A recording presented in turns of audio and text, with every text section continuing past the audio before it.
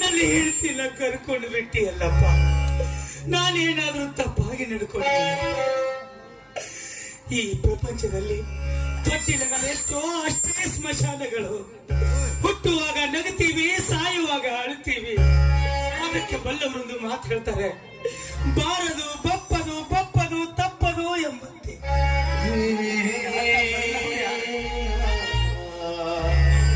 ನಮ್ಮನ್ನ ತೆಗೆದುಕೊಂಡು ನಾನು ಎಲ್ಲಿಗಂತ ಹೋಗ್ಲಿಕ್ಕೆ ಗುರು?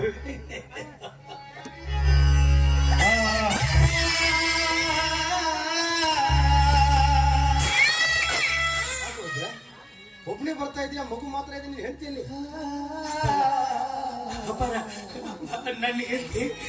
ನನ್ನ ಹೆಂಡತಿ ಶಿವನ ಪಾದ ಸೇರಿದೆ.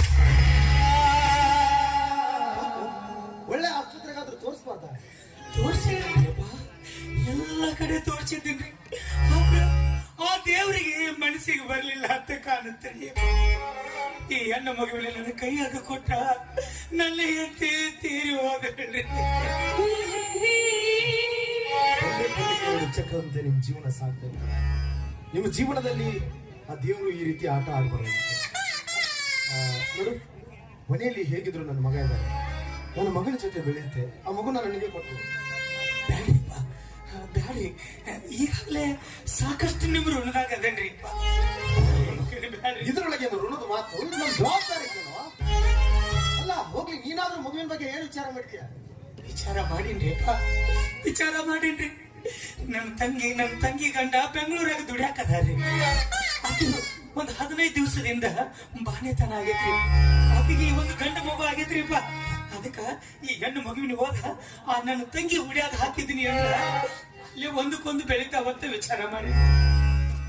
ಆಯ್ತು ಬಿಡುವುದ್ರ, ನಿನ್ನ ಆಸೆಗೆ ನಾನೇ ಕಲ್ಲಾಗ್ಲಿ. ಎಷ್ಟೇ ಆಗ್ಲಿ ಕರಳು ಸಂಬಂಧಗಳು ಒಂದಕ್ಕೊಂದು ಹತ್ತಿರದಲ್ಲಿದ್ರೆ ಚೆನ್ನಾಗಿ ಬೆಳಿತವೆ. ನೋಡ್ರ, ಮಗುವಿಗೆ ಒಳ್ಳೆ ವಿದ್ಯಾಭ್ಯಾಸ, ಯಾವುದೇ ರೀತಿ ಕುಂದು ಕೊರತೆ ಆಗೋ ರೀತಿ ಬೆಳೆ. ದುಡ್ಡಿನ ಬಗ್ಗೆ ಏನು ವಿಚಾರ ಮಾಡಿಲ್ಲ. ಹೀಗೆ ಬಿಸಿಲಲ್ಲಿ ಎಳೆ ಮಗು ಹಿಡ್ಕೊಂಡು ನಿಲ್ಬಾರ್ದು. ಹೋಗು, ಬಿಟ್ಟು ಬಾ, 4-5 ದಿವಸ ಇದ್ದು ಬಾ. ಆಯ್ತು, ಸರಿ, ನೀವು ಹೇಳಿದಂಗ ಆಗಲಿ.